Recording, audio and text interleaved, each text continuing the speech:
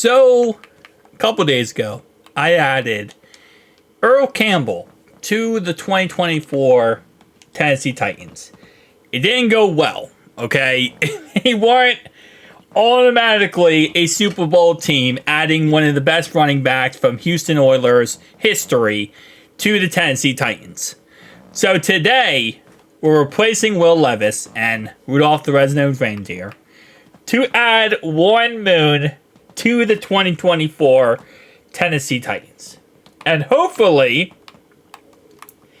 this goes a lot better. Now, obviously, they have a new coach in town from my Cincinnati Bengals, which is Brian Callahan. But this is the updated roster and updated schedule. Their schedule this year is challenging, very challenging, but it's not impossible to do well. This is like my second Titans video in like 3 days. But they start off week 1 versus the Chicago Bears. And now Warren Moon at quarterback. Hopefully they can do a little bit better. No, they don't. Okay, they lose week 1. They play the Jets week 2. Aaron Rodgers, and he's actually healthy this time. So, doesn't really benefit them much. But they do beat him by 1 point. They beat the Aaron Rodgers by 1 point, and now they play the Packers. They destroy the Packers. Holy crap.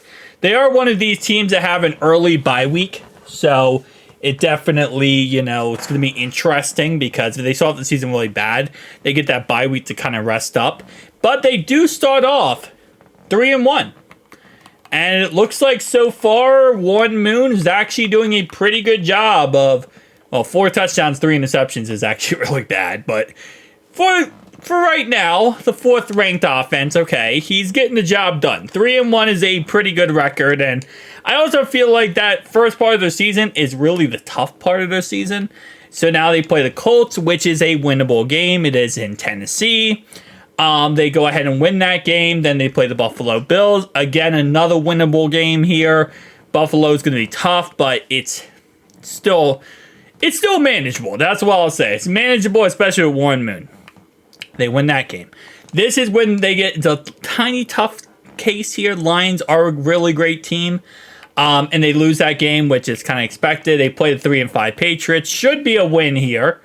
Should be able to bounce back pretty nicely. There we go. Now you play the 4-4 Chargers. Again, kind of that rough part here. Jim Harbaugh, you beat him. You play the Vikings. Again, another somewhat manageable team here. They beat the Vikings. So now they're 8-2. They're leading the AFC South. A win here would be humongous. Because this would mean, as it looks like Warren Moon's winning Offensive Player of the Week's awards, a win here would dominate you for the division. It would not give you the division, but it would put you in a very good spot.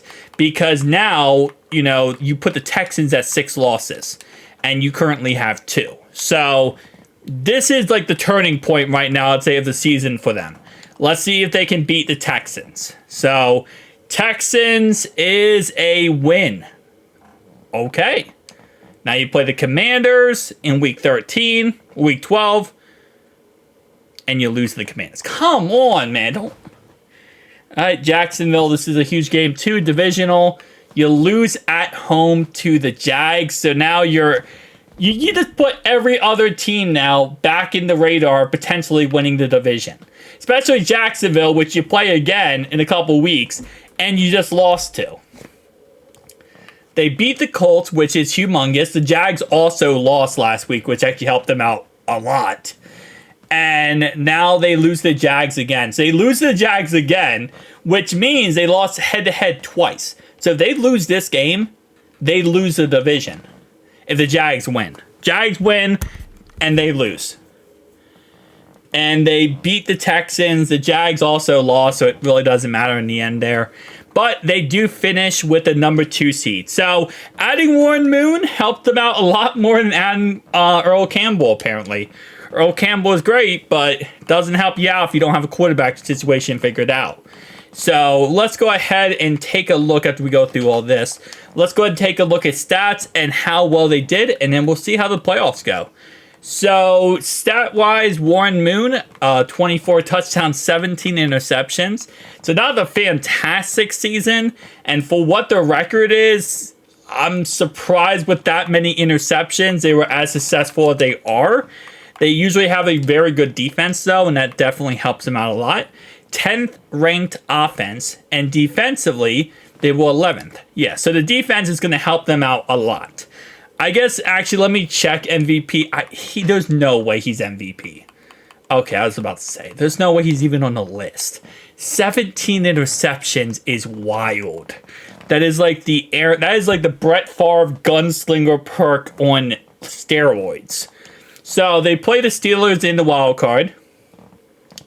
And they beat the Squealers in the wild card. Now they play the Raiders in the divisional. Okay. They beat the Raiders in the divisional 21-3. So now we got the number 1 seed versus 2 seed and number 1 seed versus number 2 seed on both sides. And winner goes to the Super Bowl. So Warren Moon helping out this Titan squad. Again, a lot more than Earl Campbell. But running back can only do so much. They beat the Dolphins by 1 single point. 35-34, 1 single point. That is a great AFC Championship game. The NFC Championship game was also great, but the AFC Championship game there, that was amazing. So now it's 49ers versus Titans for the Super Bowl here, and survey says the Titans win the Super Bowl by 1 point.